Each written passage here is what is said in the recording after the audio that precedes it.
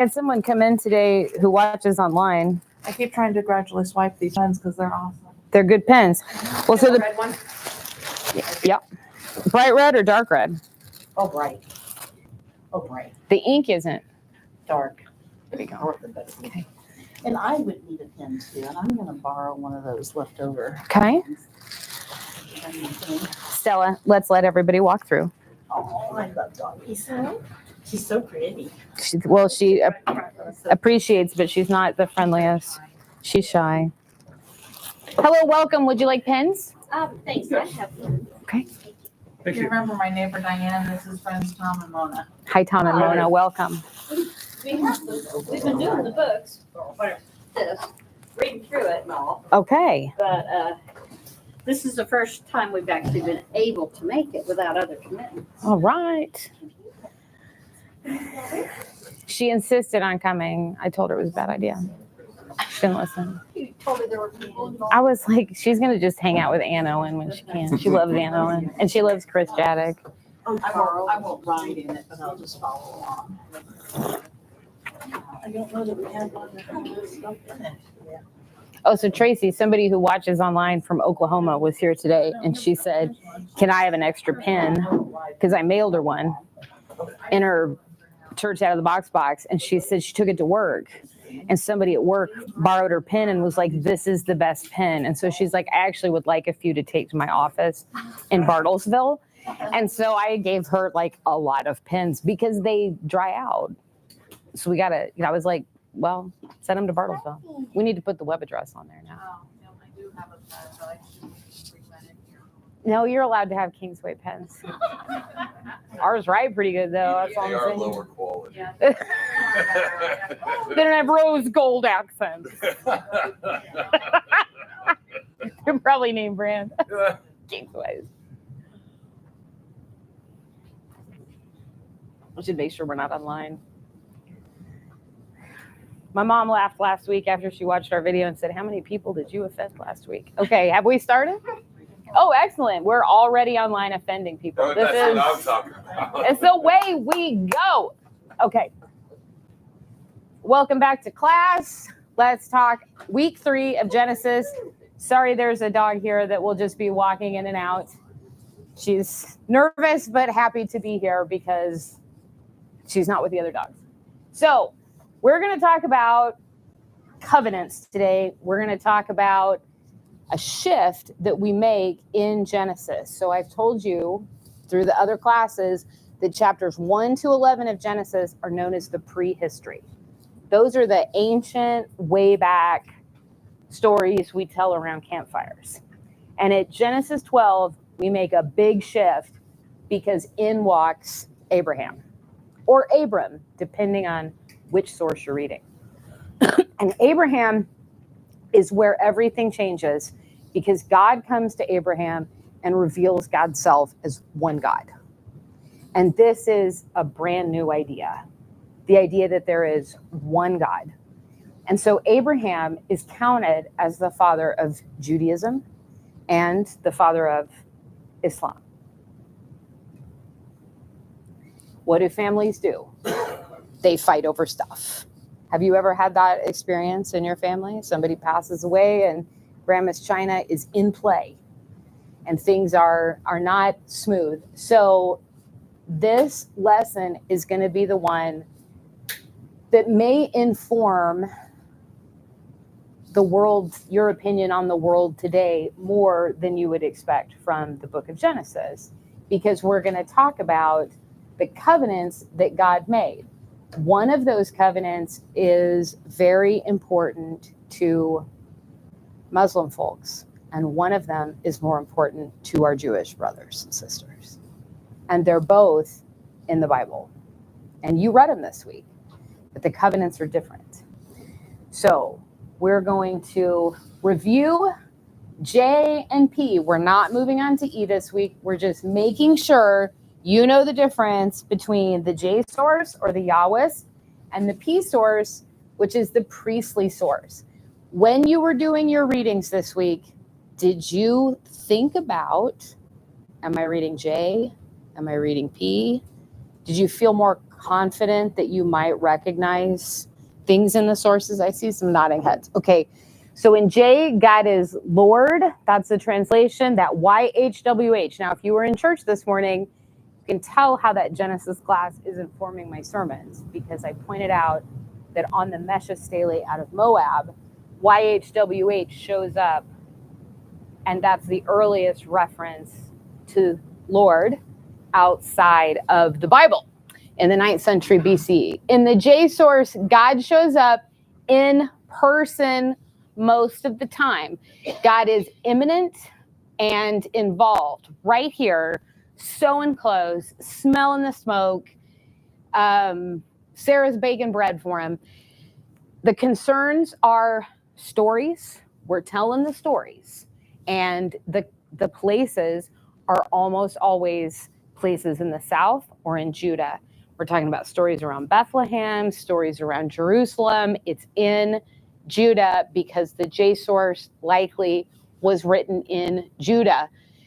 And the timing is early. These are the stories we took into exile. These are the stories from the south that we know. These are the stories that tell us who we are. They are our history. Then the P source is the priests. And in that one, God is called God for a while. Do you remember when God's name shifts in the P source? When Moses asked God, who do I say sent me? I am. YHWH, I am. And so you will see God listed as God or Elohim for a while. And then after Moses, you're going to have, or during Moses, you have this pivot to God being called YHWH because God has then revealed himself. Remember, it's the priests. We can't have sacrifices unless we have a proper priest. We can't call God that name until Moses revealed it. It's like me. Okay. So that's how God is named. God shows up. God is transcendent. God is up here, powerful, shows up and just says stuff. And then, but isn't walking, talking, using hands. The concerns are priestly concerns. Are we keeping the record? Are we making sure we're doing things in the right order? Do we have our genealogy down? Do we have our right chronology down? On the 3rd month of the 7th moon of, that's the priest talking. And ritual. And then we did this ritual, and this is really important to our religion. We must do it this way. It's a priest, right in the discipline. This is about Judaism. It's religion. It's not national history. Just a different perspective. J is more, this is our people's national history.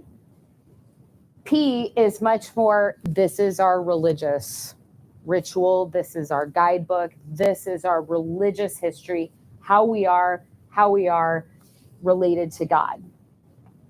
And then the timing of the P source is going to be very, very late. It's going to be in exile. Any questions?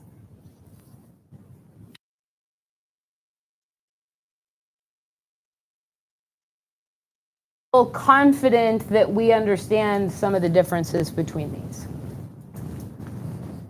Okay. I will tell you a funny story from seminary. We were supposed to we talked about all of this stuff in the first few weeks of seminary. Went over and over again, the J and the P and the E and the D, and we got it all straight in our heads, and people left because that was awful. And we get through all of this in the first part of the semester. We take our midterm. They never talk about it again because then we're talking about the prophets. And there are so many prophets. Well, a lot of the prophets wrote during the exile. And so when we went to take our final, I guess it was midterm to final period. It wasn't like the whole semester, 14 weeks of class. I couldn't keep Habakkuk and Haggai straight. I could not remember what century those prophets were writing in. And one of the questions was, what 6th century exilic writers, blah, blah, blah, blah, blah. There was some snotty question about the themes of the 6th century writers. And so I wrote for the P source. because I couldn't remember another prophet. So I was like, this prophet, P source. And the grad student marked it wrong. And the professor caught it, and she calls me into her office. She goes, come into my office. So I went into her office, and she goes, why would you talk about the P source? And I said, well, it's the exile, God being slain, right? And it goes right along with what the prophets. It's the same people. And she went, showboat, and she hit me in the foot. And I just always, but this stuck with me, right? I wasn't trying to be a showboat. I couldn't keep my profits straight. But this I've had straight since the first few weeks of seminary, and it made it possible for me to love the Hebrew scriptures because this makes sense to me. It doesn't have to be something that is that meaningful to you, but this is hugely meaningful because it helps me understand the Are you going to kill that fly? Kill it. Yeah. She's going to like give her chopsticks and she'd get it. Okay. So the section of the Genesis that we are moving into this week are called the patriarch and matriarch narratives. Sometimes they're just called the patriarch narratives. I always call them the patriarch and matriarch narratives because some of the strongest female characters in the Bible are in these narratives. I mean, Sarah's terrifying in our story in between. She is really strong. Hagar is strong. Rebecca is strong. These are really, really strong mothers of Judaism. And they're not always, the protagonist is not always Abraham, right? Sometimes it's Sarah. And so I think it's important to include that in this case. But there's a pattern to these narratives that you get from like 12 all the way until you end up in the end of Genesis, which is called the Joseph novella. You know that story. It's Joseph and the Coat of Many Colors, or Joseph and the Amazing Technicolor Dreamcoat, which is a show I was in high school. And I'll just sing those songs maybe at the end of class.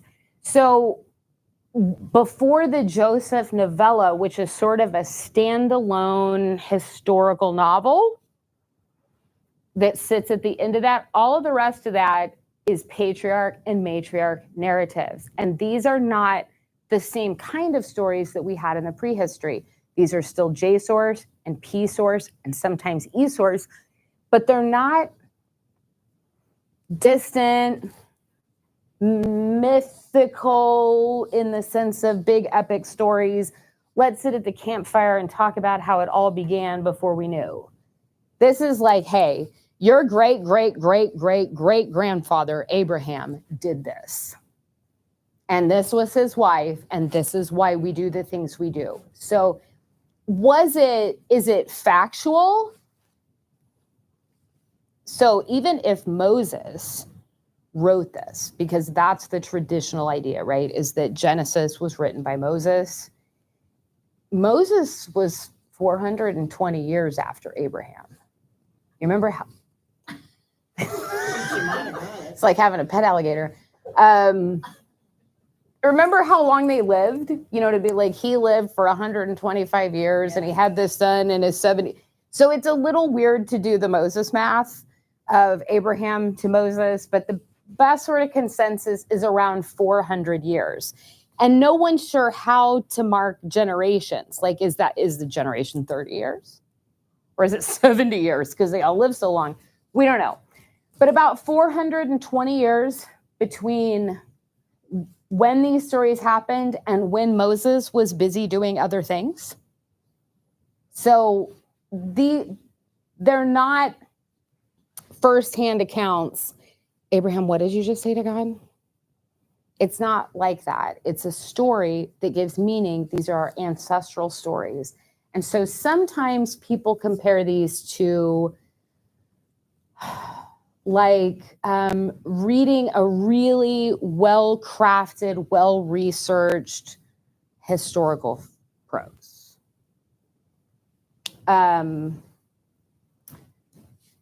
Historical, I don't want to say fiction, but it's not a firsthand account. It's never tried to be a firsthand account. The only way you think it's a firsthand account is if you can't figure out 420 years doesn't mean you were there at the same time, right? There are lots of generations between Abraham and Moses, even if we do the traditional version that Moses wrote it, which I'm not teaching. But these narratives are a kind of cycle, like the same thing happens over and over again in these narratives that help us as people of faith, whether we're Jewish or Christian, think about what's God's to do and what's ours to do in the world. And so it's people struggling with sort of where the boundaries are. When God tells me something's going to happen, how much am I supposed to pick myself up from my bootstraps and make it happen? And how much am I supposed to sit back and let God be God? That's the struggle of the patriarch and matriarch narratives. Any of you ever had that struggle in your life? Right? It's a human struggle. It's a very human struggle. So I think these stories are so important. So in the cycle, God makes a promise. God will promise something that seems possible or seems completely impossible. And then Abraham or Sarah usually doubt God, and they often laugh. Both Abraham and Sarah are busted out for laughing at something God said, because they're like, well, that's preposterous. And then they take it into their own hands to make the promise come true. Like one of the promises, of course, the big one with Abraham and God is, I'm going to look at the stars. I'm going to make you more descendants than the stars. And Abraham's like, huh? And Sarah goes, oh, I have an idea. Why don't you sleep with Hagar? And then God's promise will come true. And by doing that, by taking that into her own hands, she actually complicates the promise. Now, that's a very Judeo-Christian perspective, right? They act to make the promise come true, but they instead set up a lot of complications. But in these patriarch and matriarch narratives, it does not matter how much the human beings mess up. God always comes through for them. And so what does that teach the early hearers? Why would they write those stories down?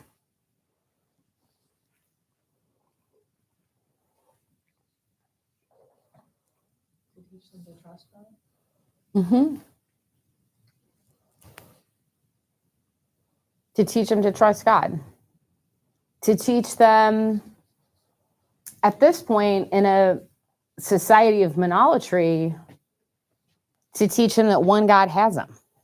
You know, one God, you can have a relationship with God. It's not an idolatry situation.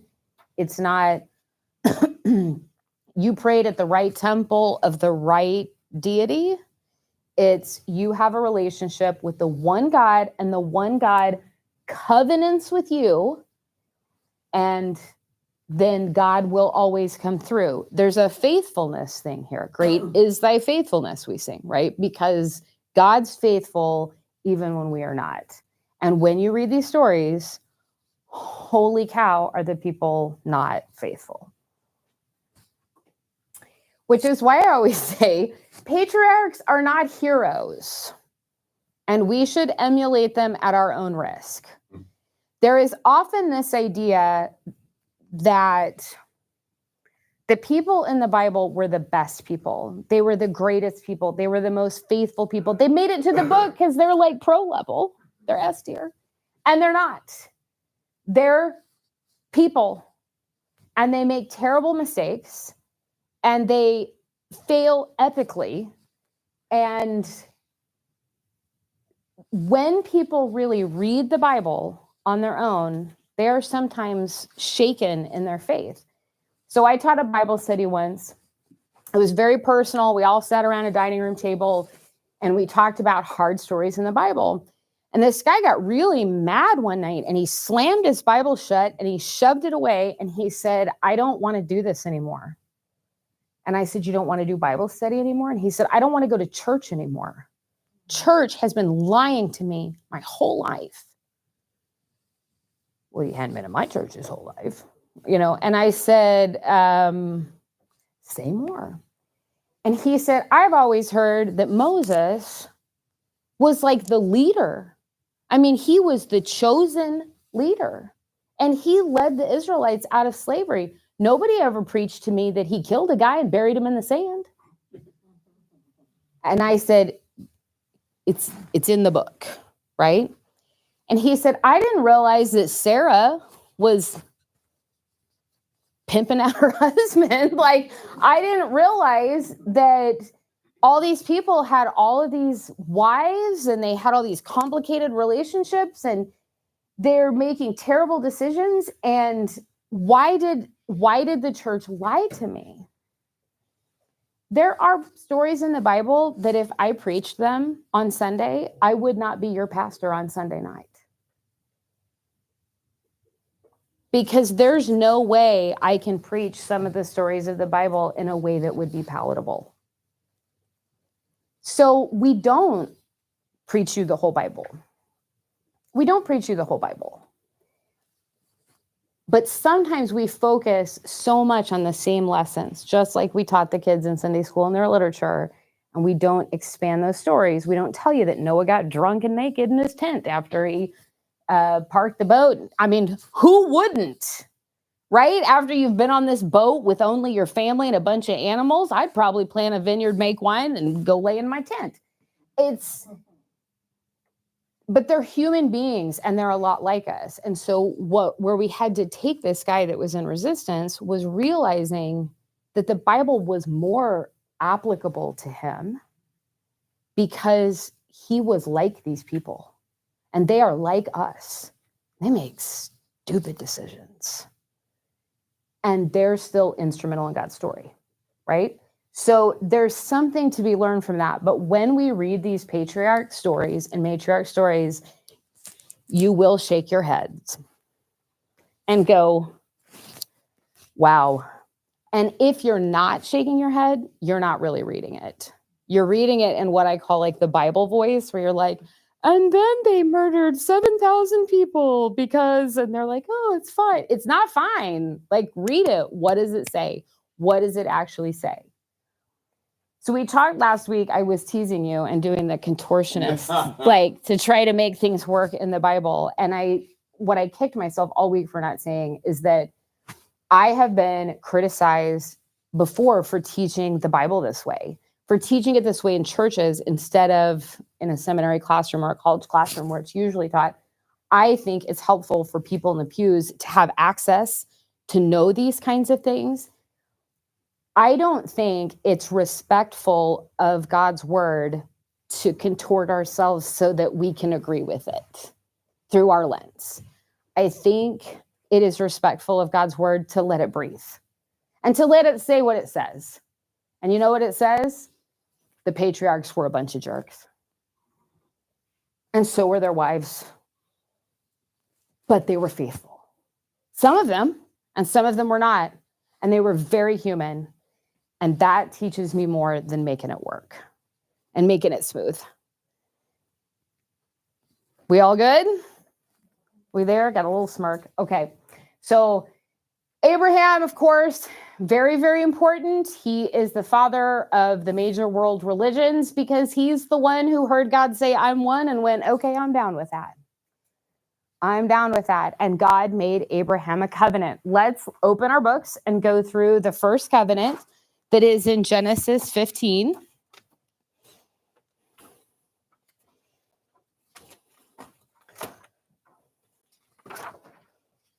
What does God promise Abraham? We went through that. More than the stars. Who does God include in the promise? So we're on page 26 in your book. Who does God include in the promise God makes to Abraham? His descendants. His descendants. Any limits on that? Nope, not yet. Not yet. I love all these, this listing, because the JSource, who usually just goes, Canaanites, comes out and says all of them, like the Kenizzites. I had so much fun reading that. The Perizzites. Notice the Moabites aren't on there because we don't have Moab yet. All right. Which source do you think wrote this passage? It's number 1 on page 25. It's J. Abram cuts the heifer, the goat, and the ram, right? That's a big sign.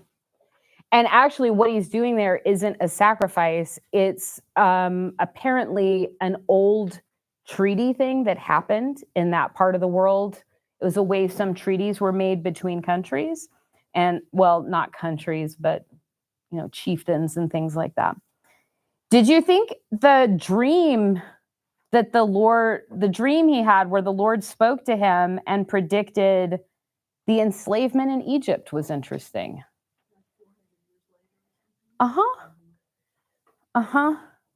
Would it change your understanding of this dream if it was written 800 years later or the day after it happened? It changes it a little bit, right?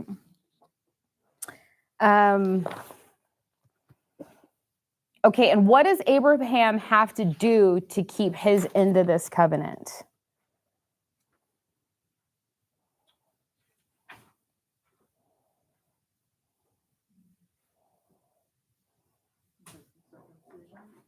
No, he doesn't have to do anything. On the first one, yeah. The first one, God does all the action, right? Abraham cuts the animals up, like gets the animals and cuts them, but God does the fire pot and the walking between, which was the big treaty thing. And he doesn't put any stipulation. He's like, this is for all your descendants. And I'm just going to do this for you. It's a very one-sided covenant, right? Yes. Yes, he has to, his faithfulness is the big thing, because he's credited to him as righteousness, right? And, okay, let's move to the second covenant. Hey, you're doing so good. All right. Which source do you think wrote this passage? We're on page 27 in your notebook. P source. Anybody agree with that? Yeah. Because of how God shows up, what God is called. It's called Lord first. The Lord showed up and said, I am God. I am God Almighty, right? It's not always spot on, right? It's a preponderance of evidence. What were you saying? The Lord. Lord, right. So there was a little bit of J in there to start with. And then God said to Abraham, and even the second paragraph, right? He's naming himself God Almighty. And in this one, what does God promise Abraham? Children, the same kind of Be the father of nations. land stuff, right? And then who is included and who is excluded? Circumcised and uncircumcised. The circumcised and the uncircumcised, which is the immediate, this is the priests, right? Because that's a religious ritual. And so the priests actually do circumcision. One of the 5 reasons I'm not a rabbi. And then like the stipulation that, on the 8th day, there's rules. There's rules, specific that go along with the rules. Rules on the rules. rules. Right. Here's the Right. method that you will do this thing that I've told you. I'm telling you, it's the discipline. So even Ishmael was circumcised. Yes. I don't know if you At heard. age 13. Yeah, I almost And he was choked. Well, he was 4 years older than, he's 4 years older. Abraham was 99 years old when he was circumcised. I kind of choked when I said that on the, when I said that. That's awful. I mean, from my perspective only, I guess. But Ishmael is specifically excluded from this, right? The line is going to go through Isaac. It's going to go through Isaac. But does Isaac get a covenant too? Oh, well, that's later. Not Isaac, Ishmael.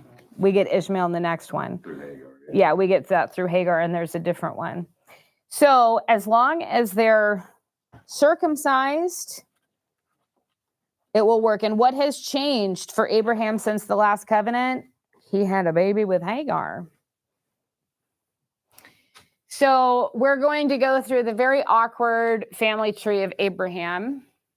Terah was his father, and then he married Sarah, who one of the sources in the Bible says is Abram's half-sister. I believe the child of his mother, but not his, no, the child of his father, but not his mother. And so there's this, next week we're going to do these stories where Abram claims that Sarah is, she's not my wife, she's my sister. It's a little awkward. But careful when people tell you. It doesn't matter,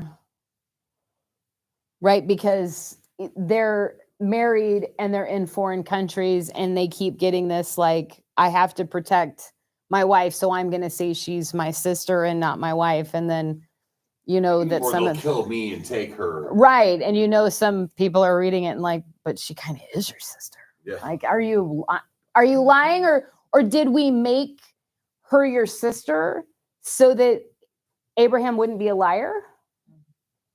Right. So there's questions there.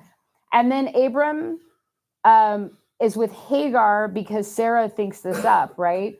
And there's some weird language around Hagar. So we get the idea sometimes in sources that Hagar was like a servant or a slave. And why? I mean, where did they weren't like rich people this is pretty early, right? They don't have any kids. I don't know where we get that idea. And then in Islam, Hagar is Abram's wife, not a concubine, not a servant. In the Quran, that's his wife. And the child, it wasn't in today's reading, but you know that there's a story after all these covenants where Abram is told to sacrifice Isaac, and then God sends a sheep or a goat to stop that. In the Quran, he was sacrificing Ishmael. So it's a different version of the story with different leaders, different because this is the tribe. Like, this is where Arab people trace their ancestry, is to Abraham through Ishmael, and Jewish people trace their line to Abraham through Isaac. I have a question. Yes, ma'am. So in the Quran, what do they say Sarah is? I don't know. Or do they just ignore her? I think she must be another wife. That's what would make sense. I shouldn't say should be, because I don't know. I have only selective knowledge. There is, I know the Joseph story, the Joseph novella at the end of Genesis well, because I was in that play, right? And they sell their brother Joseph, they put him in a pit and they sell him to some Ishmaelites. So it's Jacob's sons sell one of the sons to some Ishmaelites that are walking by, which are like their cousins, like not that far away. I always thought that was interesting that we're already seeing the Ishmaelites sort of as people who are doing trading, wandering through. So anyway, that's the family tree. We end up with Sarah's line going to Isaac, and then Isaac has Jacob and Esau. Isaac is maybe the most boring, weak character in the Hebrew scriptures because he doesn't really do anything. His wife holds it over him and works with her son to steal the birthright from Esau for Jacob because he's the mama's boy. And then Jacob has these 12 sons, and then later he has to contend with Esau. And they're already, the tension is here instead of here, right? Instead of the tension being here, like we think of it, the tension is really strong here until they get it figured out. But even like the Edomites, these aren't Israelites. So God's promise is your descendants through Isaac, but actually it's your descendants through Isaac and Jacob and the tribes that make it. So, And Ishmael was not an outcast. mm-mm, As a matter of fact, didn't his daughter or granddaughter marry Esau? I think you're right. Yeah, they were still pretty close in the, but that might be a way to like show Esau's foreignness, right? Because Esau becomes an Edomite. And he actually like married Canaanites. They did weird stuff. Yeah. I want to Google, but I'm not going to Google. I'm going to teach what I know. I'm going to stop Googling. Jay's my son gives me such a hard time because I can't say I don't know because he's like, just Google it. And I'm like, I can just not know in the 1 minute before we have to get in the car what that thing is. So that's the family tree there. There's the rest of it. So what I talked about this morning in the sermon was the Moabites, right? Terah had Nahor and Haran. Haran passed away. He had a son named Lot. And a lot of Genesis is stories of Abram traveling with Lot. We're going to split up the land, but Lot's going to pick these and and then, Lot's wife, we're going to read the story of Sodom and Gomorrah at the end of this class. You're going to have a video. We're not going to do an in-person class because I'm going to be out of town. And we're going to talk about Sodom and Gomorrah. And we're going to be specifically talking about, this connection with Abram. But there's the Moabites and the Ammonites. And so these are a lot of the names that you see, among the Canaanites, or like these people that are sort of around and counted in some ways as Canaanites are actually people on the family tree, but they're not on this line. So if you're here on the family tree, which covenant do you like? Which covenant is right? Which covenant is You're over here. You're an Ishmaelite. Which covenant is the covenant? The one with Hagar. The one that doesn't exclude anybody, right? The one that's just that. If I'm in this line, which covenant is right? The second one. In fact, the second one replaces the first, right? Because it comes in. But we know from doing the creation stories that the later story doesn't always come after the earlier story. In this case, it does. You get the earlier story, the middle story, the later story. The later story kind of reads as let me be more specific, right? Now, my gosh, I hope this doesn't go viral. Okay. And once again, patriarchs are not heroes. We emulate them at our own risk. So when you read these stories, these are not prescriptive stories. This is not Tommy Owen. You will be like Abraham if you want to be a faithful man and a great husband. No. That's not why these stories are written. These are who were we? Where did we come from? This is not a morality tale to tell us how we should be. This is our history. From a Jewish perspective, this is what we need to know. So we talked a little bit about Sarah. Sarah is with an I or with an H. And Sarah is very important in this story. When you read the story of Hagar, the story of what happened in between, who was the strong character in this story? Let's say Sarah. Sarah, right? And Abram is almost embarrassingly weak in this. I was horrified when I read this in seminary and I was like, oh my gosh. I kind of had the moment that Guy did in Bible study. Like, everybody's been lying to me. I always thought Abram was this. Nobody ever stood in a pulpit and told me to be like Abraham.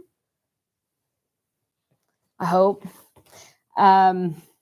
Well, they wouldn't have told me that at the Baptist church. Well, since I was so late to the game, as I was reading through it, I was kind of amused. I'm like, well, this guy is He's a scaredy cat. He's telling his wife to say that he's his sister, so he's not murdered, and so she can be remarried. And right. and like he's like hiding behind her skirt the whole time.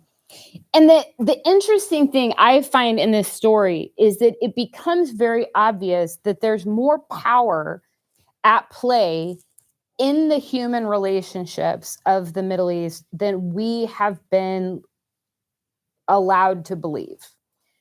One of the things I went to seminary thinking was that women were like cattle in the Bible, or it was like chattel slavery, and so people say both. But the idea that women didn't have any power at all, they were the possession of their fathers, their brothers, their husbands. Oh, not the case at all. And this information starts through the stories of the patriarchs, because part of what's going on in the story is not that Abraham is ceding any power to Sarah that's not hers. This is her sphere. The household is her job. That is her lane. And when she comes and says, Abraham's like, girl, that's your lane. And so there's a little bit of a nuance in it that he's not stepping over his line. Also, she started it. She started it.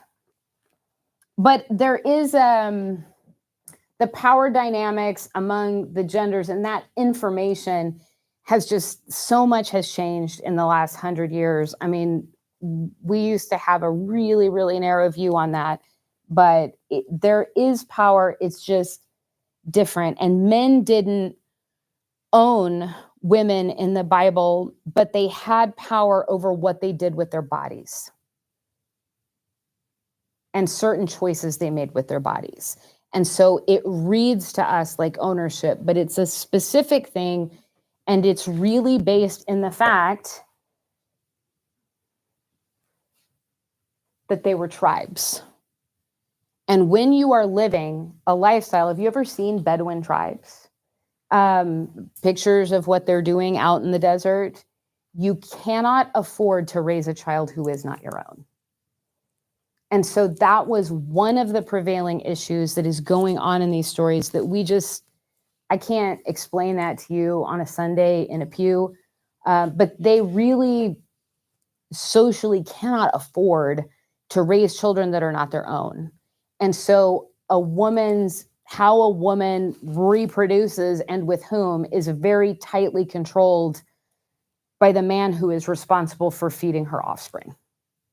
And some really ugly stories come out of that. And some of those stories are the stories I can't preach on a Sunday morning because they're too violent or they're too harsh. But there's some nuance here, and we have to remember that we are in a very different time period, in a very different part of the world, and the way we understand it is a pretty thin slice. Even those of us who spend here studying it, because it's simply foreign. And it's not my house in America 2025. So Sarah has a little more power than we probably thought. Both sources we've studied are present in the story. One is in plain text and the other is in italic. Who's in italics?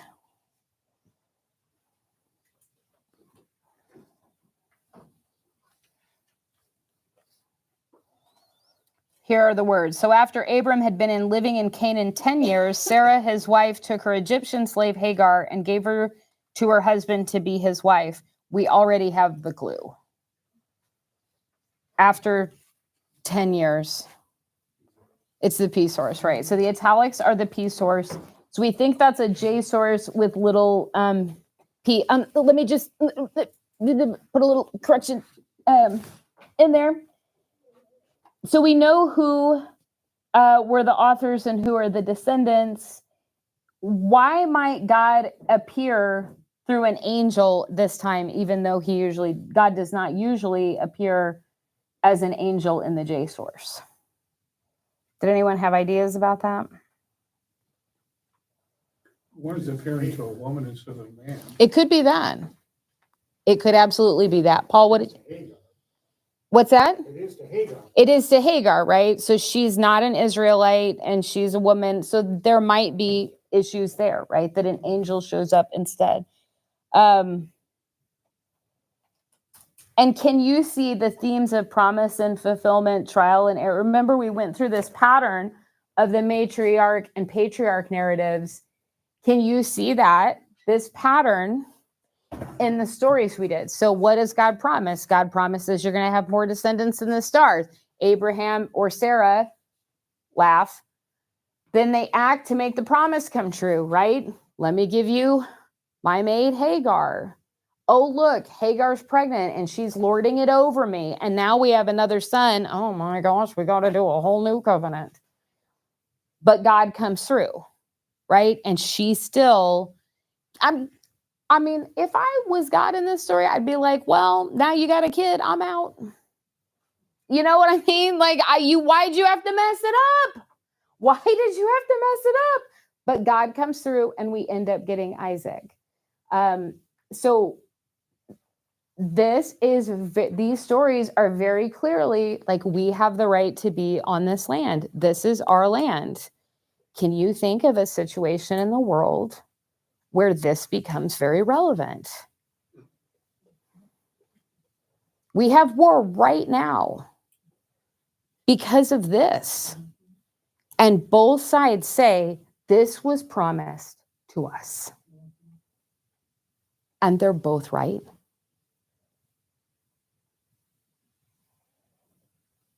It's hard. It's really hard. And if we are very literal in our interpretation and we let whatever's newest replace what's oldest, that's not how it works, right? We didn't read the first creation story and then just replace that with the second creation story because it's second. You know, you have to hold all those things in tension. So Ishmael's children also practiced circumcision. Because Abraham practiced circumcision, because Ishmael was circumcised at the age of 13. So are they part of the covenant? Which covenant? Does that exclude women from being part of the covenant? No, women are part of the covenant, but women get counted funny, right? Like Jesus feeds 4,000 people on a hillside, not counting the women and children, which means he fed like 12,000 people. So the man was the one that was counted. But no, women are part of the covenant. There are some arguments, though, that some of the stuff doesn't apply to women. Like there's something in the 10 Commandments where it sort of assumes that maybe the women aren't included in those things. But no, women are very much part of the covenant. They are the wives and they're not in charge of that. They're in. They don't have a More sign. importantly, they're the mothers. But They no, they don't have a sign. But It's the mother's role in Jewish tradition is highly valued. and they are the carriers of Judaism. So you are Jewish if your mother is Jewish. Answer. You are part of the covenant if you're male and you're circumcised and your mother was Jewish. And we don't live in a part of the world where we have a lot of Jewish brothers and sisters running around. When I lived in Chicago, I lived at a retirement hotel that was predominantly Jewish. And I had Orthodox Jewish people, and I had some conservative Jewish people, which is another form of Judaism. I had a lot of Reform Judaism, and I had a lot of secular Judaism. Like, I'm Jewish ethnically, I don't practice Judaism. They all know these stories, right? Because this is our history. It's my national history, my ethnic history. Some people knew all the laws. So Jay, a couple weeks ago, was over at Newcomb's house, and she made filet mignon for dinner. Jay doesn't eat steak. And so he's eating mac and cheese. He's 9, he's super picky. And he's eating mac and cheese, and he's smelling Susan's steak. And he says, can I taste that? And so she cuts him a piece of steak, and he's like, well, it's kind of chewy. Well, she had one that was medium. And so she said, would you like to try this one? And then he proceeded to eat the filet that was medium. And he knows exactly how well done he wants his steak to be now. So we were discussing this in the car the other day. Mom, how do you take your steak? And I said, I take it medium rare. I grew up eating my steak well done because my mom eats her steak well done. Well, she doesn't eat any steak because she's vegan. Hi, Mom. But when she ate steak, she ate it well done. So I always ordered it that way, and I didn't like steak. I'm sitting at a banquet at the retirement hotel, and it was a volunteer recognition banquet, and they were serving prime rib, which they only did at this banquet. And they're bringing out all these plates of prime rib. Now, one of my jobs at the hotel was teaching the staff English as a second language. And so the servers, of course, beeline to teacher and go, how do you want it done? And I said, well, because I didn't know. And they bring me a done piece of steak, and everyone else in the table's steak was floating in blood. And the lady next to me was Orthodox. And she looked at that plate and she just couldn't even speak. She was so horrified because Jewish law does not permit you to eat meat in its own lifeblood. Right? That comes, some of that is even from the flood story that we read. Like, you have to account for the blood. You don't eat the blood. And so she sat there, and I'm like taking a bite of my, sawdust steak. And I see her with the blood on the plate, and I went, they brought me the wrong doneness. Why don't we just swap? And I was gagging, right? Because it's this blood on the plate. And I cut a piece of that, and I put it in my mouth, and I promptly just, and I've been a medium rare girl ever since. And she was horrified that I was enjoying my bloody steak so much, but she couldn't do that. So the other people at the table were Jewish ethnically. They didn't care because they're not following the laws of Judaism, but their identity, it was very much, I'm Jewish, but I'm not going to talk to the rabbi. I'm not going to go to services on Friday. And most of the students I had when I taught stuff like this, because I taught stuff like this at the retirement hotel, were usually the secular and were usually the Jewish people and one Catholic lady. And they love to hear the weird stuff we say when we study, but they also said they learned some stuff by thinking about it from, a slightly different perspective, and that it was okay to think about what is Judaism, what is history, but they really wish we would get over needing everything to be factual because they love stories. And if you think about what people called Jesus, they called him rabbi. What's a rabbi? A storyteller. What's a story? The rabbis interpreted the law. That doesn't mean they had a list of rules. They weren't the judge. They weren't Ken Thompson, right? They weren't a judge. They were the people who interpreted the law, the first 5 books of the Bible. Rabbi, where did we come from? In the beginning, right? The rabbi tells the story. That's what the priest did. They told the stories. And when you get all the way to Jesus, you've got, the different groups of rabbis. Anyway, the storytellers are the ones who proceed through to this day. And so sometimes those things that you brought up where it's like, well, maybe I can interpret it with this story that was behind the story.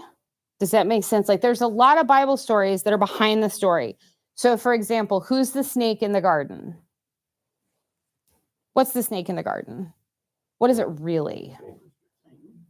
It's Satan, but it doesn't say that. But there's a story behind the story that we know. The snake is just a talking snake. Okay, but can it be interpreted as Satan? It absolutely can, because somebody wrote a story behind the story. So I don't know if you've ever have you heard of Lilith in the Bible? So you know where that comes from? Male and female, he created them. in Genesis 1. It was, and we read Genesis 2 and we go, okay, and now God is taking a rib out of Adam and creating a second woman. That's Eve. So the woman in the first story is often called Lilith. Lilith Fair. I don't know if you've heard of that concert. So that's not really in the Bible. But it's how can we explain that there's women mentioned in the first chapter, and then there's another woman that comes out of the rib in a different way in a second chapter. We'll see if we and we contort ourselves and we end up making a story behind the story. But in Judaism, the rabbis do this work and they write these stories called midrashim. That's the plural. It's just midrash. And they are stories that explain the stories, and they're much simpler than the ones that Christians do to kind of contort things. But they just might explain that this snake is Satan, or that Abraham and Sarah, like, were they half sister and brother? I mean, they were more like cousins. Like, they'll have some story. They don't pretend it's in the Bible, but it's like additional stories to explain this story, to make it work. It's layers of stories, and they're not bothered by it. We are bothered by it. I am just bothered by when we have stories that are behind the stories that we think are in the story. Like, just read the story and let it breathe, because that's the word God wants us to have. I'm off my soapbox. All right, any questions? Any questions online? Ken Thompson, you got any questions? It's Memorial Day weekend. Everybody's tired from being at the pool. I'm assuming other people do fun things. Okay, so there's a picture of Ur of the Chaldees, or Ur of the Chaldeans, which is Abraham's home. And throughout these patriarch narratives, you're going to see several different places. You're going to see Ur, except they're not going to call it Ur. They're going to talk about, where is this one? They're going to call the place Haran, which was his deceased brother. So at some point, they start referring to where Abraham is from as Haran. Like, let's send our son to Haran, back to Haran to find a wife. Haran. Is that a new name for Ur? We don't know. So you're going to have Haran or Ur, which is where he's from, which is in a different part of that area. Then you're going to have the Israel. And then what is the other place that they're going to bounce to? Egypt. And all of these stories are like a map between sort of Ur and the Promised Land and Egypt.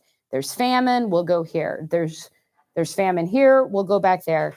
There's famine here, so we'll go here and we'll get stuck here in slavery, and then we'll come out and we'll go back there, and then we'll run over to Moab, bury Moses, come back.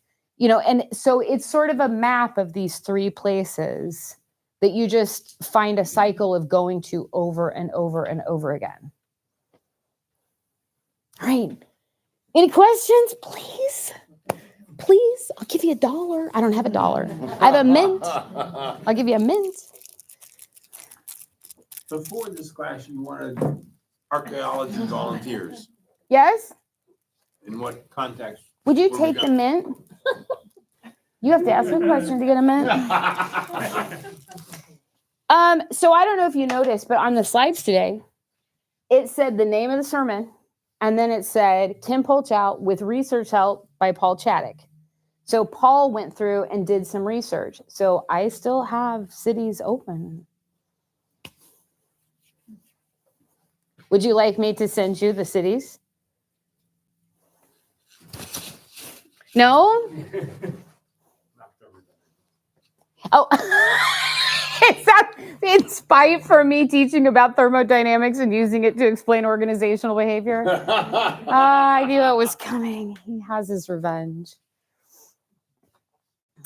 Okay, anybody else got a question? I got more mints. I got 2 more mints. Remember the year I gave out caramels? Yeah, those nice caramels. I should get good candy for you guys. We did saltwater taffy one year. All right. Is it making sense? For those of you who have taken the class before, does it make more sense this time? Yes. Yes. Okay. Does it make you worry about your faith to think about this stuff? Why would it make me worry about my faith? A lot of people in seminary did. Like, Is it because they always got this like watered down version, and when they actually dove into the text, it was too much for them, or? It bothered me the first time I took it. And for me, it wasn't that, because I had read enough of the Bible that I was aware of some of the, unsavory elements. For me, it was that hearing all this didn't jive with my legalistic teaching, where everything had to be factual. Which is funny how coming out of Lutheranism, that ended up devolving into legalism. there's a lot of legalism. Yeah. I think you almost see some people almost worship the Bible, Mm, and it can't be questioned. right. And we take kind of a simplistic explanation and go to the facts and not look what the meaning behind the facts are. Right. If we don't know the context, it's much easier to believe it literally. What's the purpose of the story? What's the Mhm. message behind the story? Those are the bigger questions. Yeah. Tom Gist talking to you. Yes. Somebody you know? Well, I was the biggest to pain in college, his yeah. backside for 2 years, about 50 years ago. Holy cow. 50 years ago, they were in class together, and 50 years later, here they are. He was That's the editor wild. of the school newspaper. I had a deadline. I always approach deadline about 2 minutes before the deadline. He had to get the paper out, and he had to find me. Yeah. But he's a smart guy, so whatever he said, I'm sure it was right. I think we run into people who find it easy to believe they believe the Bible literally because they don't know what it really says, right? So if you don't read it as an adult, I mean, we teach you the stories in childhood, and I've had people tell me it's brainwashing. Sunday school is brainwashing. It's bringing you up in the stories that help us understand how to be human beings and servants of God, right? And so we train the kids to do that. Tracy does not need to go into Sunday school and teach 3rd through 5th graders the gore behind the Noah's Ark story, right? I mean, we don't have to belabor all that stuff with kids and traumatize them, but we do want kids, like my mom tells the story of this horrible thunderstorm, trees are crashing down. We lived out in the country. I was 3 years old and I stood at the back window. She's like hiding somewhere. Hi, Mom. And I looked out the door and went, thank you, God, for rain. She was like, should have known you were going to be a pastor. That's Sunday school for you, right? That's Sunday school teaching you that, like, we need rain. Thank you, God, for rain. We teach those stories. We don't always do a good job of helping young adults transition to a more adult version of the Bible and giving them the tools. And then they go to college and their professors kind of revel in saying, guess what? It's all wrong. That's what I had was like, it's literature. United Methodist Church related school, And they didn't? Old Testament. I don't remember that. I went to a public liberal arts school and they were like, this is literature. and there wasn't like any transition, like there wasn't any transition. And it knocked my knees out. They wanted us to think critically about it, but there was no preparation at church to think critically about it. And so when you step outside the church and you're studying the Bible in a literature class for the first time, and they're making you think critically, that's pulling the string of your faith. And it can just completely deconstruct unless you have the fortitude to go, wait, I need help, which is what I did in a scholarship letter my freshman year. I wrote to the church and said, I don't know why you'd give me a scholarship. I don't even know if I believe anything anymore. And the pastor went, you're going to be a pastor. Because I cared enough to write about it, right? So that you have to kind of fight for it. Maggie, have you had that experience in college? Yeah, I mean, like you said, they kind of just, they say it how it is. Mhm. It's not watered down and all. Right. And so it can be shocking. It feels like someone's telling you the truth for the first time, right? And we need to be, I mean, from my perspective, the church needs to be the first one to tell you the truth, right? And ever since that guy started deconstructing at that Bible study, and I watched the pain on his face, and he was like, I believed this literally my whole life. And now, and I was like, but you didn't believe it literally because you eat shellfish and you're wearing polyester and cotton in the same outfit. Like I've never met anyone who follows the Bible literally because we don't have public stonings, thank God. There's a lot of things we don't do that are prescribed. Carl doesn't have 4 wives at home. Right?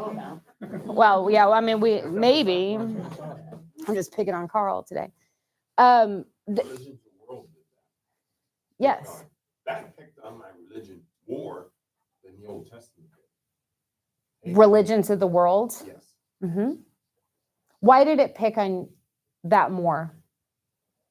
Because it gave me a different belief system Mm-hmm. that Christianity wasn't the only answer. Mm-hmm. And you took it at a United Methodist school. Yes. Yeah, because we teach things like that, right? Yeah. Well, deal with Buddhism and Taoism and Shintoism and Right. Hinduism. And throw in We don't get a lot of the exposure to followings that. of Abraham too. Those are the other two. Uh-huh. I got a question for you. Yes. Where was God before Abraham? Well, dealing with Noah and putting a rainbow in the sky as like a text reminder not to destroy us again. Seems like he was kind of absent. He wasn't Well, much of a way of a God until Abraham, or didn't have a name until Moses. yeah, until Abraham is the point of self-revelation, right? We have Noah who's seen and hey, build me an ark, but God's not really revealing God's self, but we know Noah's doing sacrifices. I don't think Noah invented the sacrifice. So there must have been some early thing, but it's this demarcation in the text, 1 to 11, you got the Tower of Creation, Cain and Abel, the Tower of Babel, the flood, and then all of a sudden we're in a whole different zone and God's there and God is one and God is revealing. Brave. Somebody pull a snack out. Hold on. She's got a question first. Well, I was just going to say, I have kind of an unusual background. I was raised Missouri Synod Lutheran, like he Okay. was. And I had always had this very narrow view that the Bible was the Word of God, and everything in there was real literal, and everything happened, and everything was good. So then when I got married, several years after I did, I converted to Catholicism, and that's where I am now. I'm Catholic. Okay. And I was shocked when I first did that because, the Catholics were really like about in the year 300 or whatever, the ones that kind of gathered the books of the Bible and made that into a canon. Mm-hmm. And they decided, yes, we'll include this, we won't include that or whatever. They don't take it literally at all. I mean, they're very much like, these are stories to help us learn how to live. And It's I'm a like, very well, different perspective. Are they divinely inspired by God? They're like, nah, maybe. Hmm. And these are the questions I had when I was going through with the priest, Right. Through my lessons. And I was like, oh, okay then. And that did rock my world quite a bit. And I think the thing that was worrying some to me is, okay, so I always thought everything in there was exactly the way it was, Mhm. exactly no contradictions. They would say there weren't any. And then the Catholics, who actually, in my view, had originally put the Bible together, Mm-hmm. were saying, nah, not really. There are lots of contradictions. We look at it as a sacred text. We look at it as a guideline. But then they go off on this other tangent of including all the traditions. They have a huge well of tradition, That right? to me, at first seemed kind of superstitious. I'm like, oh, come on, you can't pray to a saint to find something. And today I prayed to St. Anthony to find a book that Tom had lent me, written by a Methodist minister. And I have not yet found it. So St. Anthony is not coming through, is what you're saying. Not coming Okay. through on this particular issue. But it was amazing to me because it was so totally different than what I had thought it was. Well, and it's going And to it was depend really on different. what school your priest is from. So That's if you true. have a Dominican or a Yeah, Benedictine or yeah, a Franciscan, they're all different. they're going to have a different, view. yeah, the Jesuits And I are, found that amazing too. It's like, how can this church be so huge and yet have all these different lines of thought and philosophy and strength of the Bible and all of it, and the traditions, of course, they're Mhm. always big on that. And that was amazing to me too. And the Jesuits are always kind of seen, I think, as the nerds of the Catholic Church. They're yeah. probably the deepest thinkers. And they are like kind of way out there sometimes. And I was like, that's interesting. Yeah. It was just interesting to me to get that historical take and to realize what their view is. And it's like, and I'll never forget, we always had on Easter Vigil, they read like 7 different stories from the Bible as we go along, and we go through all of these Old Testament things. And the first one was the Genesis story of the creation, Genesis 1. And the bishop was like, well, we know now through science that this probably didn't happen in 7 days like that, but it's a nice little story for us to realize God's in charge and he did all this. And then he What just does it moves mean? on. That's your thing about like, what does it mean? Why Yeah. is it here? Yeah, And it's he the just bigger moves question. on from it, and that's it. And I was like, okay, It's so- okay if we, and I should say this maybe to the camera, it's okay if we read the Bible literally and we take it literally, but we need to be honest about whether we're actually reading and taking it literally. The problem with the church is you take the literal that the earth is only 6,000 years old, then you're setting up a conflict between the church and religion. I mean, and science. And science. And you have to choose one or the other. Mm. But can't you be a scientist and still be religious? Or do you have to, if you think that rocks are more than 6,000 years old, you have to reject Christianity? Not in the Methodist Church, no. Not in Catholic either. It Wait. was a Jesuit priest that created the Big Bang Theory. Yeah, Built it it. was. Mhm.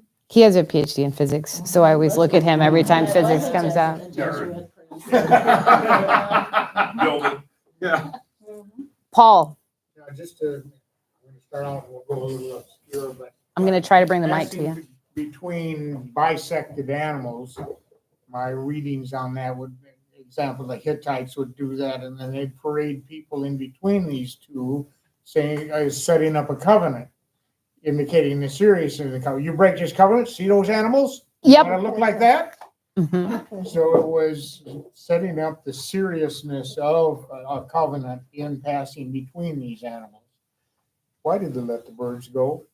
I don't know. Too small to cut. Too small to cut in half. I'd say it's really obscure. I'm It- sorry. It's so weird, but that is exactly the meaning of that treaty thing, as we learned it in seminary, was like, hey, I might as well be one of these if I break my deal with you.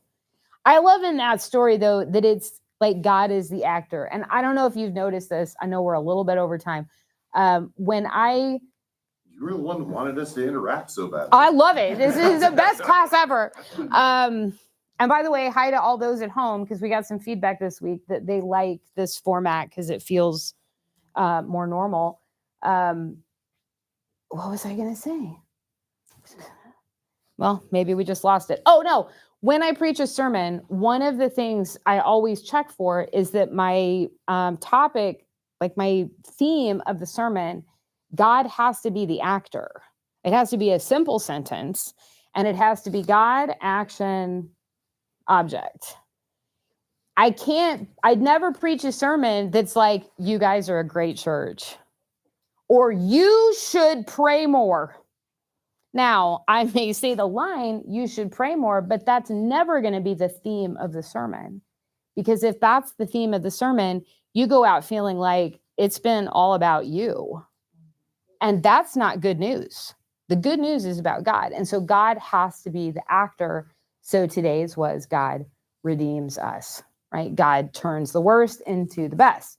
So that's God being the actor. And so one of the first things I noticed this time when I read that first story was like, this is all God. This is all God just doing, directing. I'm going to, Abraham's like cutting the animals and God's like, I got this fire pod. I'm going to make a covenant to you. Don't really need anything from you. This is just a me thing. Kind of a foreshadowing of the new covenant we have, right? Because we don't have to have circumcision. We don't require things like that. We believe the new covenant is just faith in Christ. Right? Now, people will add a lot of things to that. But the covenant is very simple, and it's mostly about God's grace and not about our action. So that's the mini sermonette of the day. Thank you for asking questions. Come with questions next week. Next week is the last in-person class. That last week one about Sodom and Gomorrah. I mean, you're going to think I'm just not teaching it live because I don't want to look at you and teach about Sodom and Gomorrah, which is partially true. But we're going to talk about that story. It's sort of an exercise in, can we read the story with the things we've learned and think about what this story might be about?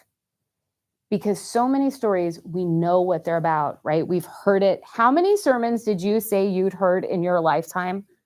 Well, if I was 80 years old. Are you? No, but I'm getting closer. And I heard, say an average of 50 a year. Mm-hmm. So all you have to do is add up, it's about 4,000. Do you think you remember the sermons until you were 10? Well, that didn't have anything to do with it. I don't remember a lot of the sermons. So I had a preacher friend on the phone today. We were doing sermon math to try to figure out if you really could have listened to 4,000 sermons. I passed the old sermon church with my friends. It doesn't really have to be true. It's the point. Yeah, I think the good news is important. I don't. Whether it's 4,000 or 3,500. Mhm. I see what you're saying. Okay. Well, I think the same is true for sermons as well. Okay. Well, that's class. I'll see you next week, and then I won't see you the next week because I'll be in St. Louis. Well, the first day I'll be in St. Louis, but yeah, on Sunday I'll be in St. Charles, right? Conference. The Kendrick Lamar concert and then a conference.